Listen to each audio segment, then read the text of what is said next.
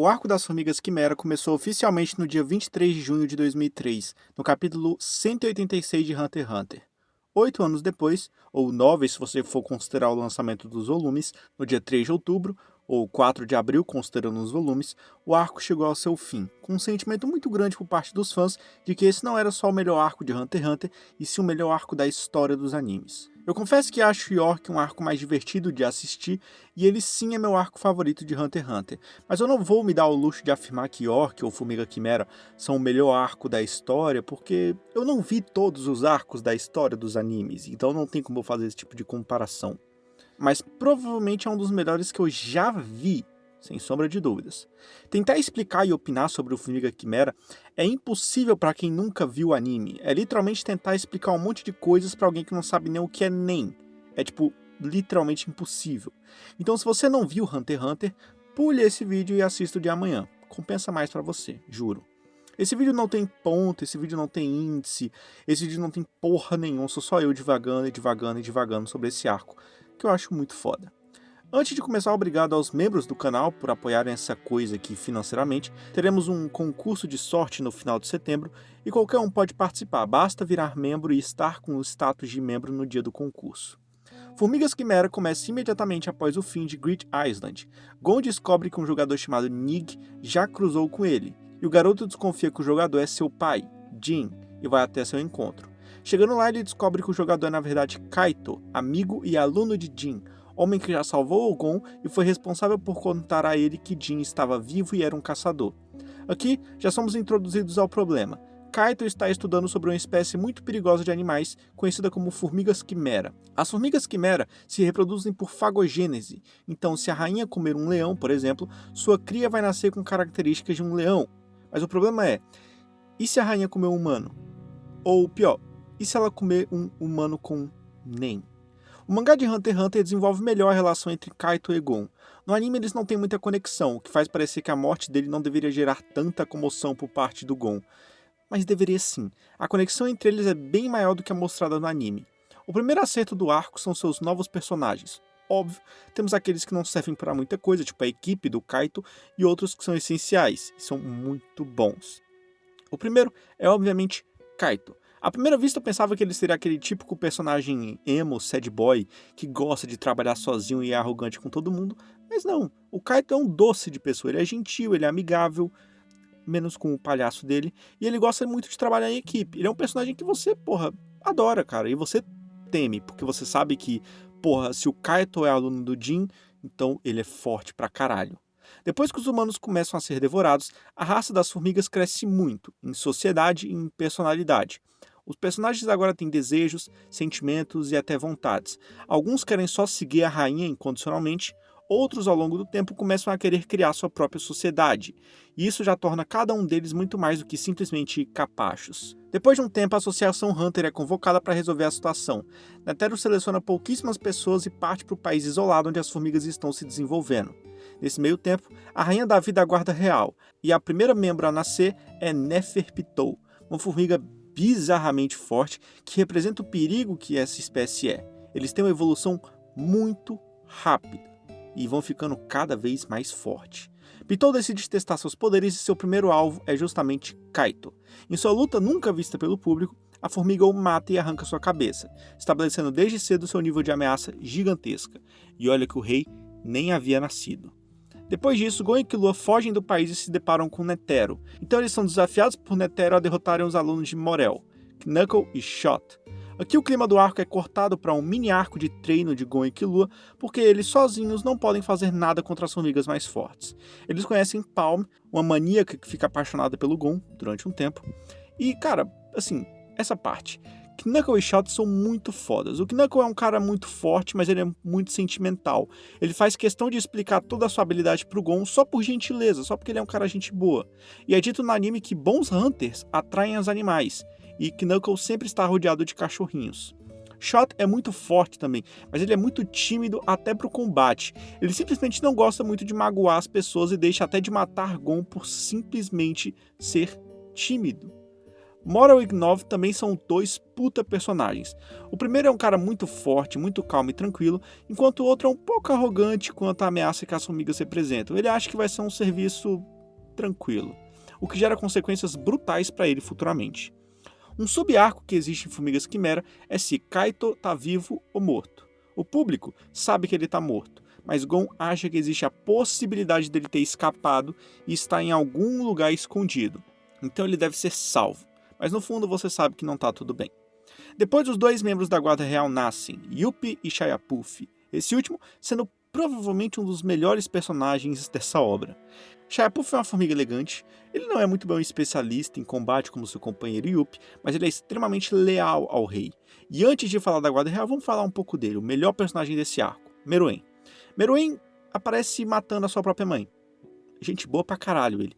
E logo depois ele mata dois líderes de tropa por puro capricho. Ele nasce como a porra de um monstro sádico. E sua primeira ação é mudar de local para um palácio muito bonito em que caiba o seu gigantesco ego. Eles se mudam para o palácio e colocam seu plano em ação: criar um exército humano e matar todos os fracos e incapazes. Essa parte é muito importante. Meruem é um tirano, ele mata sem dó nem piedade e ataca impiedosamente até mesmo sua própria guarda real. Ele convida grandes jogadores de tabuleiro para uma partida porque ele precisava provar a todos que era super inteligente. E também porque ele estava meio entediado. Até que ele conhece Komug, uma garota cega que jogava um jogo chamado Gunji, em que ela era a melhor jogadora do mundo. E pela primeira vez, o rei perdeu. Komug é especial nesse arco porque ela é o que civiliza Meruem. De um monstro ele passa a ser um cara que gradualmente vira um pouco mais humano. Ele dá seu braço por ela, a salva de ser atacada por pássaros e futuramente ele ordena que Pitou a cure. Komug também cresce muito nesse arco, porque ela tem um complexo de se sentir meio inútil, mas Meruem a respeita, e isso faz ela cultivar um sentimento de respeito próprio sobre si. E isso faz ela evoluir no Gunji, e evoluir no Gunji faz Meruem a respeitar mais, e acaba se tornando um ciclo. A presença de Komug incomoda Shayapuf, e é aqui que o personagem começa a ser odiado por muitas pessoas. Mas para mim, ele continua sendo um dos melhores. Shayapuf nasceu com um propósito, que é acompanhar e seguir o rei. Sempre. Com o propósito de tornar Meruem não só o rei das formigas, mas o rei de todas as espécies. E é justamente isso que ele faz. Shayapuf é extremamente inflexível com os humanos.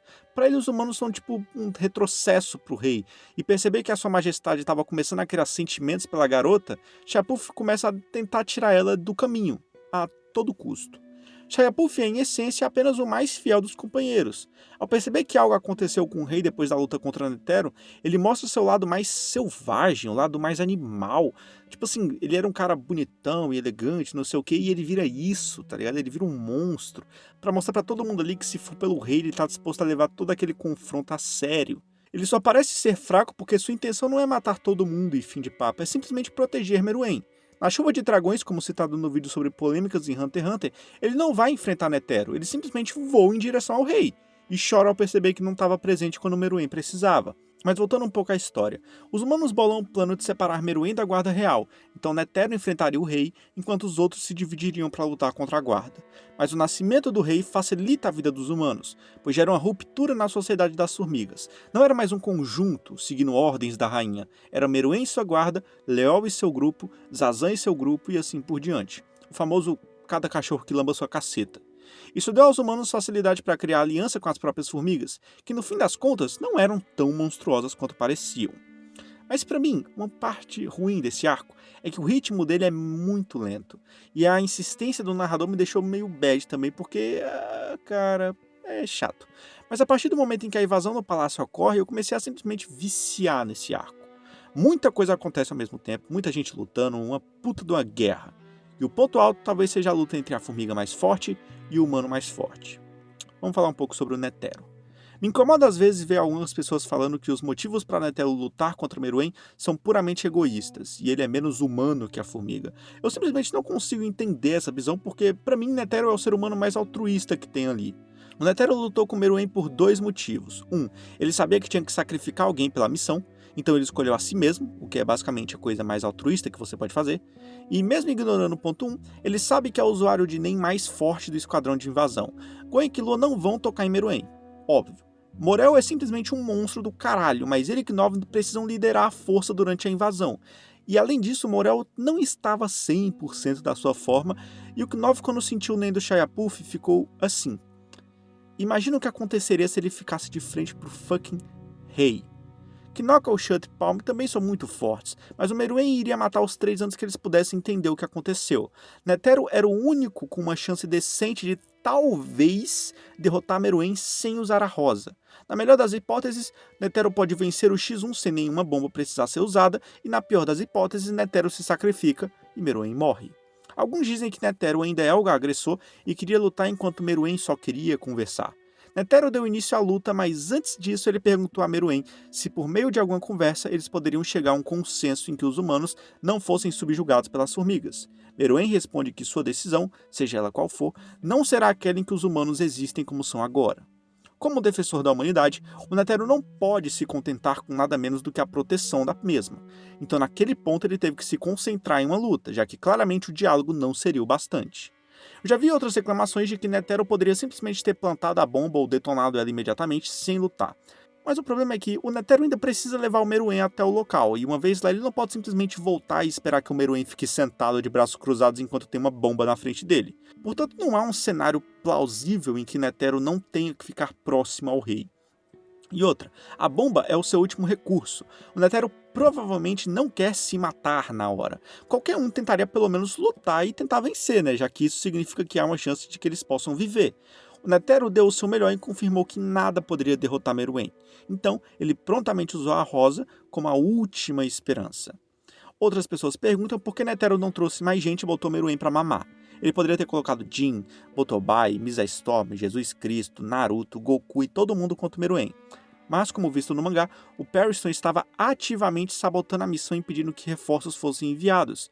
E ainda fica mais implícito que Netero poderia pensar que seu time atual era mais do que suficiente para enfrentar as formigas, dadas as suas habilidades, afinal ele é o humano mais forte, Morel é simplesmente monstruoso em combate e Knov também é muito forte. Ou 2, Netero não queria que alguns zodíacos morressem e depois deixassem a associação com uma força enfraquecida. E ele sabia que Pariston era o vice-presidente, então, Netero morto, Pariston presidente e zodíacos enfraquecidos, puta que pariu. Por mais que eu goste bastante das referências sutis que Togashi faz entre Meruem e Gon, por exemplo, o jeito característico de sentar que os dois têm, ou em um momento de desespero, um exigir a cura para Pitou enquanto o outro a ameaça de morte, o paralelo que eu acredito que Togashi tenha criado ao descrever esse arco é que Meruem é um paralelo de Netero. Netero é o velho cansado que experimentou literalmente os aspectos mais sombrios do mundo em que ele vive, tendo visto o continente negro e todos os seus horrores. Ele é realista, ele é pragmático e ele é extremamente entediado. E essa é uma combinação muito perigosa de características. Ele não vai perder tempo tentando impedir o Gon e Killua de se juntarem à equipe de extermínio, e ele não vai perder tempo tentando impedir Gon de lutar contra Pitou. Os dois seriam exercícios inúteis, pois Gon provavelmente tentaria de qualquer maneira. Mas o pragmatismo dele só vai até certo ponto. Isso quer dizer que ele não é um sujeito amoral. Se ele fosse verdadeiramente amoral, ele poderia ter disparado a bomba rosa diretamente no palácio. Mas ele não fez. Eu gosto de como Netero, no começo de Hunter x Hunter, é simplesmente um velhinho simpático que brinca com Gon e Killua, para alguns arcos depois ele virar isso. Não é como se eu estivesse falando que o Netero é mau. Ele é simplesmente humano. Como apontado pelo youtuber, e eu vou ter que ler bem lentamente para poder pronunciar, Alexandres, esse X é impronunciável, o Netero parece ter algum tipo de desprezo por pessoas fracas, vista a forma como ele não parece se importar com a morte de candidatos no Exame Hunter, ou como o sistema de progressão do Exame Hunter na fase final parecia propício a eliminar apenas o mais fraco entre eles, no caso Leório. Mas Netero não poderia deixar que um sujeito como Meruem acabasse com a humanidade, porque isso ia contra tudo que ele pensava que representava a humanidade. Os humanos são falhos, são perversos e usam sua genialidade às vezes para o mal.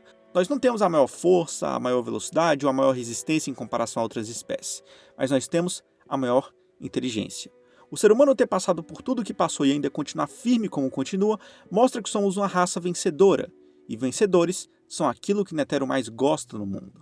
Meruem e Netero traçam um paralelo extremamente interessante, porque o desprezo de Netero pela vida humana no Exame Hunter é semelhante à opinião de Meruem de que apenas humanos talentosos mereciam ficar vivos. Por algum motivo, esse pensamento incomoda Netero no arco das formigas, mas não o incomoda durante o arco Hunter. Será porque não foi proferido por um humano? Ou será que Netero imagina que seu desprezo pelos fracos é muito justificável porque o Exame Hunter não é imposto a ninguém, é opcional? Mesmo a forma de vida definitiva não pôde competir com as criações perversas de destruição em massa que a humanidade criou. A natureza perdeu para a inventividade do desejo humano de matar. Também é interessante notar como o Togashi usa falas, momentos e situações muito anteriores para ilustrar o que está acontecendo nesse arco. Como, por exemplo, Netero usar a perna esquerda e o braço direito na disputa contra Gon lá no começo da série, e na luta contra Meruem, são justamente esses dois membros que ele tem disponíveis. Ou Gon assassinando brutalmente Neferpitou e falando que ele finalmente se sentia como Kaito daquela vez. Mas que vez? Ele nunca especifica, mas me parece ser a vez em que Kaito salva a vida de Gon, dizendo a ele que, abre aspas, os animais que tentam matar os humanos não merecem mais viver. Exatamente o que Pitou fez com o próprio Kaito. Então, ela não merecia viver.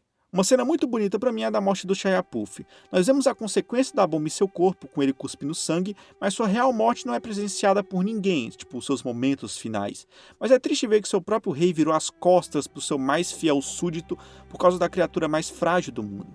Shayapuf, mesmo sendo renegado, morreu rastejando em direção àquele que ele considerava como a maior das criaturas.